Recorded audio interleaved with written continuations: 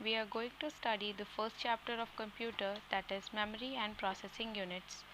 The chapter starts with the definition of data, that is data is a set of characters and instructions that we give to the computer as input. The computer then processes the data in CPU and returns back the result, which is the output displayed on the screen. Computer का जो पहला chapter है वो है memory और processing unit, और ये जो चैप्टर है स्टार्ट होता है डेटा की डेफिनेशन से कि डेटा क्या होता है। एक सेट है कैरेक्टर्स और इंस्ट्रक्शंस का जो हम कंप्यूटर को देते हैं इनपुट की तरह से। जब हम कंप्यूटर को इनपुट दे देते हैं तो उसके बाद कंप्यूटर क्या करता है, उसको प्रोसेस करता है सीपीयू में उस पर्टिकुलर डेटा को, और बाद में हमें फिर से जो है वो एक जो है आउटपुट देता है, जो कि हमें स्क्रीन पे, जो कंप्यूटर की स्क्रीन होती है उस पर डिस्प्ले हो जाता है। This definition of data is in context with the computer process of IPO cycle. In reality, data means every single piece of character or instruction you are giving to the computer. The food you order online is also data. The food delivery companies stores your orders history so that they can know your eating habits. This is also data. They store it so that they can know your preferences, that is what you like to eat, what you don't like to eat, etc. जो definition हमने पढ़ी है कि data जो है characters और instructions का set होता है जो कि हम कंप्यूटर को एज एन इनपुट देते हैं। ये जो डेफिनेशन आई है वो इनपुट आउटपुट साइकिल जो आपने पहले पढ़ी हुई है उससे आई है। अगर आप रियलिटी में बात करो तो डेटा का मतलब होता है हर वो सिंगल पीस ऑफ कैरेक्टर या इंस्ट्रक्शन जो आपके आप कंप्यूटर को दे रहे हो। जैसे कि आप एग्जांपल देखो, जब हम कोई फूड कुछ खाना ऑर्डर करते हैं ऑनलाइन तो वो भी एक डेटा है। तो जो फूड डिलीवरी कंपनी होती है वो क्या करती है, हमारा जो ऑर्डर की हिस्ट्री होती है उसको स्टोर कर लेती है, जिससे कि वो हमारे जो ईटिंग हैबिट्स है उसके बारे में पता लगा सके। ये भी एक तरीके का डेटा है। वो उस डेटा को स्टोर करके अपने पास रख लेते हैं, जिससे कि उन्हें पता रहे कि हमारे प्रेफरेंसेस क्या, मीन्स हम क्या खाना पसंद करते हैं, क्या हम नहीं खाना पसंद करते हैं। तो उसके अकॉर्डिंगली उनकी जो डेटा होगा उसमें वो सारी चीज़ें स्टोर होंगी, और हम जब भी कुछ ऑर्डर करने जाएंगे तो हमारी पसंद की चीज़ें वहाँ पे डिस्प्ले होके आएंगी। यहाँ पे आप एग्जांपल देख रहे होगे, इनपुट दिया है कि हमने जो भी ऑर्डर किया, जैसे इसमें बर्गर का सिंबल है, बर्गर को ऑर्डर किया तो उसके बाद जो उसका डेटा था वो प्रोसेसिंग के लिए कंपनी के पास गया, फिर कंपनी ने उसको प्रोसेस किया, फिर आउटपुट में जो है वो डिलीवरी बॉय निकला और उसने जो है हमें लाके हमारा बर्गर डिलीवर कर दिया। If you shop online, the orders that you place is also data. Companies keep a record of your orders and your search history as well. You might have yourself noticed that if you search for smartphones on any online shopping app, after some time the app will start showing relevant offers of smartphones. Data itself is raw and unprocessed, but when it is organized and collected together, it becomes processed data. This processed data is called information. अगर आप online shopping करते हो तो जो भी आप order करते हो वो भी एक तरह से डेटा के फॉर्म में ही होता है। जितनी भी कंपनीज होती है वो इस चीज़ का रिकॉर्ड रखती है कि आप क्या ऑर्डर कर रहे हो, आप क्या सर्च कर रहे हो, आपकी सर्च हिस्ट्री क्या है।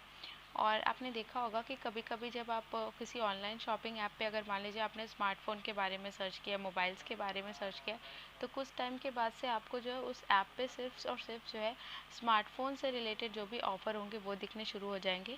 यहाँ पे आप डायग्राम देखो, यहाँ पे दिया है ना कि हमने मान लीजिए कुछ ऑर्डर किया तो इनपुट दिया, उसके बाद उसकी प्रोसेसिंग हुई और फिर आउटपुट मिला हमें। तो अभी तक आप जान रहे हो कि हम जो भी चीज़ें करते हैं वो सारी चीज़ें कंप्यूटर में आईपीओ के फॉर्म में होती है, that is input, process and output. Data की अगर आप बात करो तो वो रॉ फॉर्म में होता है, ठीक है, और अनप्रोसेस्ड होता है। लेकिन जब हम इसको ऑर्गेनाइज और एक साथ कलेक्ट कर देते हैं तो वो प्रोसेस डेटा में कन्वर्ट हो जाता है। इस प्रोसेस डेटा को हम क्या बोलते हैं, information. Okay. This information extracted from data is used by companies to increase their sales and target their core customers.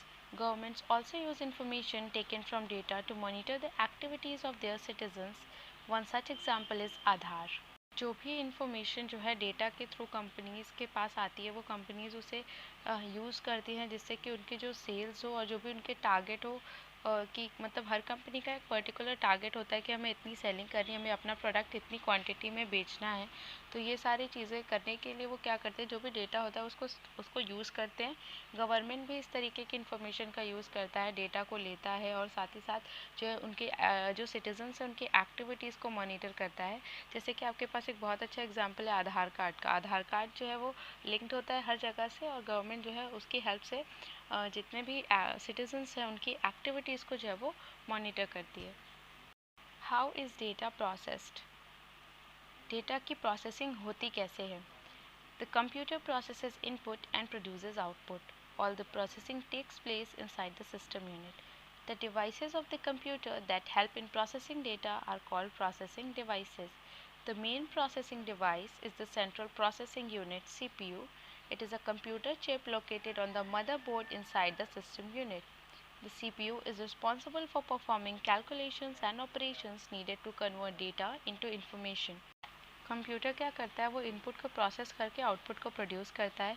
जितनी भी प्रोसेसिंग होती है वो एक सिस्टम यूनिट के अंदर होती है, और जो डिवाइसेस हैं जो कि कंप्यूटर में हेल्प करती है डेटा की प्रोसेसिंग के लिए, उन्हें हम प्रोसेसिंग डिवाइस बोलते हैं. अगर आप मेन प्रोसेसिंग डिवाइस की बात करो तो सेंट्रल प्रोसेसिंग यूनिट, मतलब जो सीपीयू होता है हमारा, वो मेन प्रोसेसिंग डिवाइस होता है.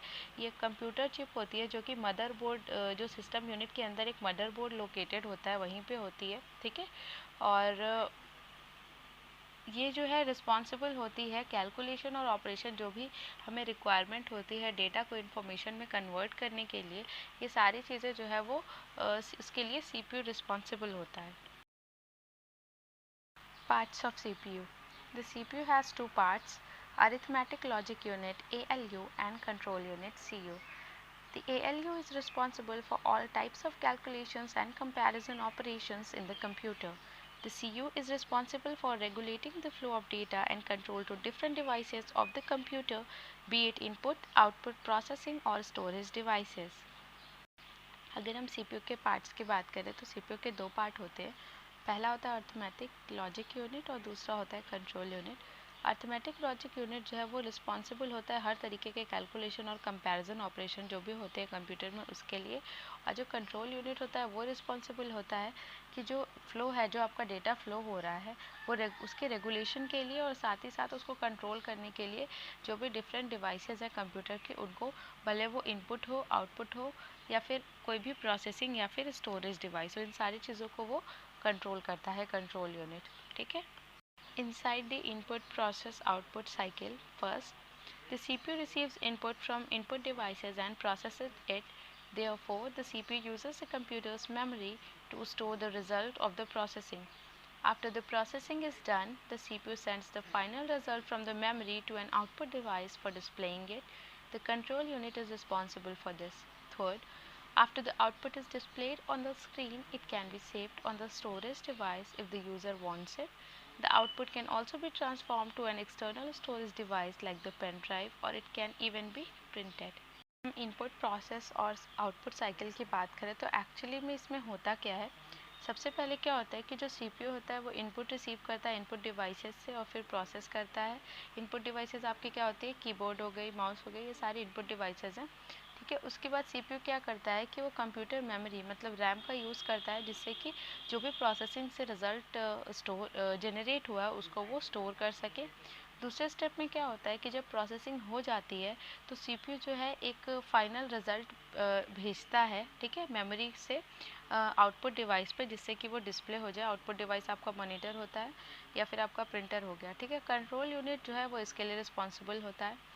तीसरे स्टेप में क्या होता है कि जब आउटपुट डिस्प्ले हो जाता है स्क्रीन पे, तो ये आपके ऊपर है, या तो फिर आप उसको स्टोरेज डिवाइस में स्टोर कर दो अगर यूज़र चाहता है तो, या फिर आप जो है उसको किसी एक्सटर्नल स्टोरेज डिवाइस, जैसे कि अगर आप चाहो तो पेन ड्राइव में, या फिर आप उसको प्रिंट करके भी स्टोर करके रख सकते हो. यहाँ जो डायग्राम दिया आप उसको देखो. इनपुट डिवाइसेस जैसे हमारी माउस हो गई, कीबोर्ड हो गया, इसकी हेल्प से हमने डेटा एंटर किया.